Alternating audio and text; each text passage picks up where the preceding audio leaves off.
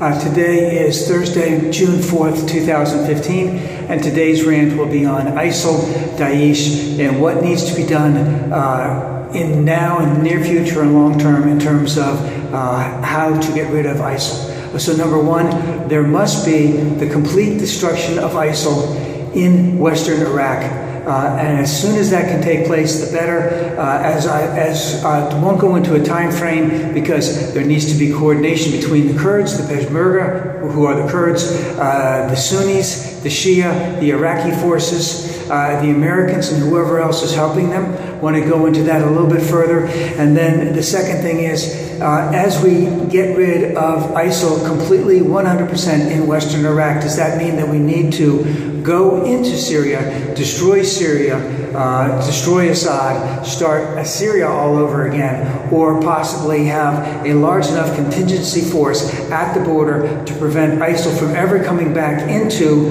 Iraq from Syria? Don't know the answer to that, but the destruction of ISIL, Daesh is very important. And we're learning so many things about how this can be done, the strategy and the tactics, that they must be pursued now, and they must be pursued until it is completely 100% done. Now, before we get into it, we also, once that is completed, we must have a unified Iraq. And a unified Iraq means that we cannot have a Kurdistan, a Sunni stan, and a Shia stan. We can't have the de facto breakup of the whole thing. We have to have a functioning government that works for all the parties and for all the ethnic groups in Iraq. Somehow that must be accomplished. And once that is accomplished, or if that is accomplished, let's say that if it is accomplished, let's hope that it is accomplished, and that must mean that there must be a westernization of Iraq in the sense that different parties, different factions must get along so that we can have a fully functioning Iraq and not it being the haves and the have-nots, where you have a Shia theocracy, which al-Maliki was trying to establish. It looks like al-Bani is trying to minimize that, not minimize it, but making it so that the government can function, so that the Shia are represented, so that the Sunni are represented, and the Kurds are representative. Don't know how it's going to play out, but at the same time, what this will mean will be that the influence of Iran is going to need to be minimized, or less have to be minimized some. I don't know how much it can be, because you must have that functioning Iraq working, so it has to work under a Western style, let's just say, not democracy, but a Western style government where there are minority rights. Don't know, let's hope that can happen, but that is what needs to happen for Iraq to exist as a nation state, let's just say. Now, what does it need to be to get rid of ISIL? We need to have support, we need to have training, we need to have equipment, we need to have air support. Training, equipment, intel, air support.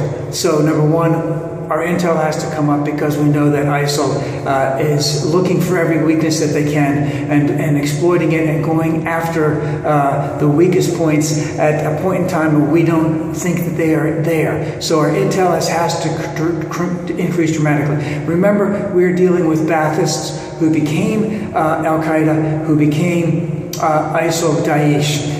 They understand that concept of guerrilla warfare.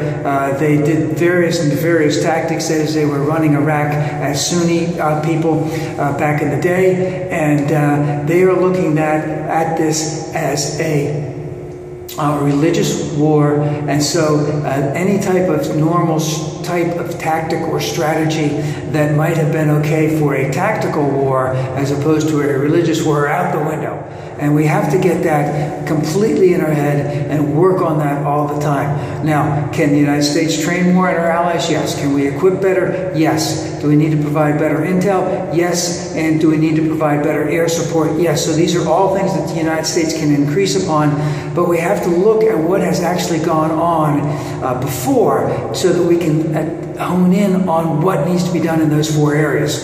So let's get something out of the way first off. I know Billy and a lot of people people on the right, Billy Crystal, and some other people say, oh, we just need a 10,000 army force. We'll go in there, we'll take out ISIL, we'll just blow them to smithereens because American might and American excellence and American exceptionalism will do it. Well, let's get something straight. That's not going to happen because, number one, the reason why we left because we didn't have a status forces agreement. Basically, the reason why we wouldn't, on our part, that we couldn't accept a status forces agreement is because that Iraq had basically indicated that you can't have de facto immunity for your people when they're here in Iraq. So, number one, we're not going to go back in there unless we get immunity for every single soldier that we send in there, Marine person, airman, etc.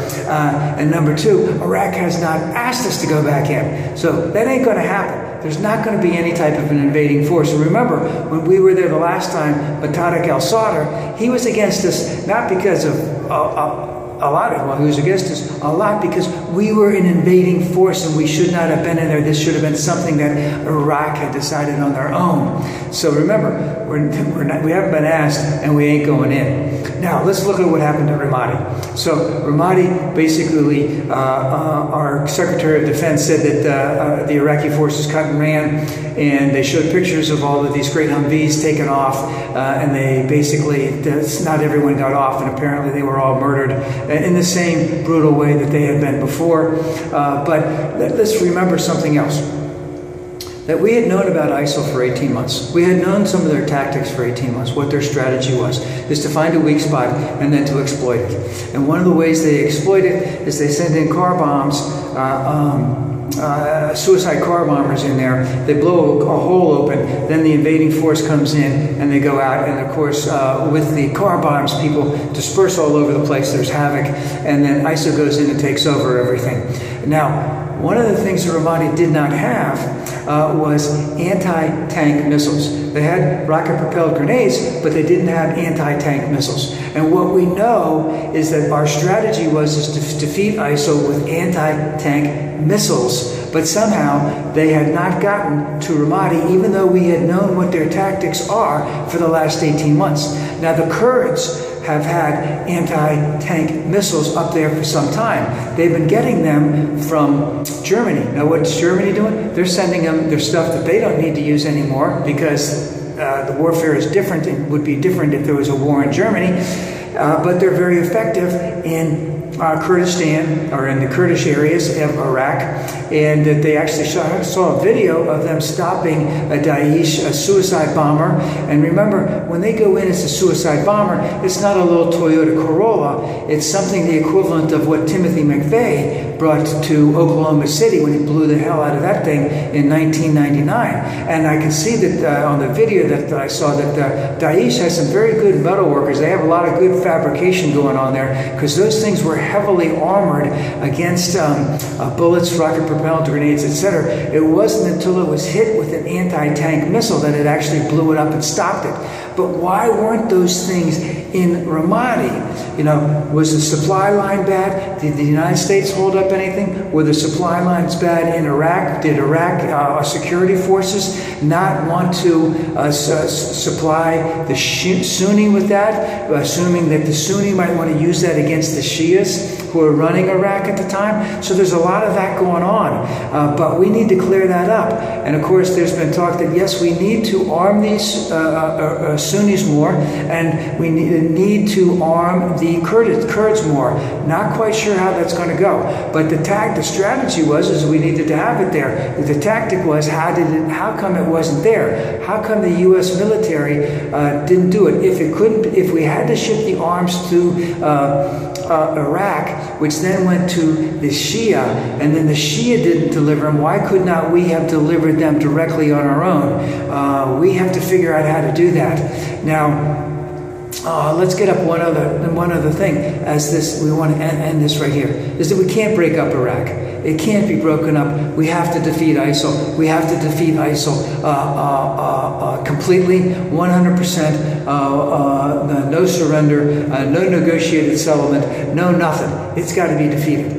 and we cannot have a separate Kurdistan, Sunnistan, Shiistan. That just cannot happen. We have to have a functioning government in Iraq. We have to have a functioning government that allows for minority rights in Iraq, and which means it needs to be a Western-style democracy, if you want to call it that. It means to move more towards the West. At the same time, that would mean that's going to be minimized the influence of Iran. A lot of these things, it's going to be very, very hard. Remember, the Turks have some say in this whole matter. Saudi Arabia wants to have a say in the matter. There's a lot of competing factions going on there. Where is the United States going to stand? Where are they going to put their money without putting their boots on the ground?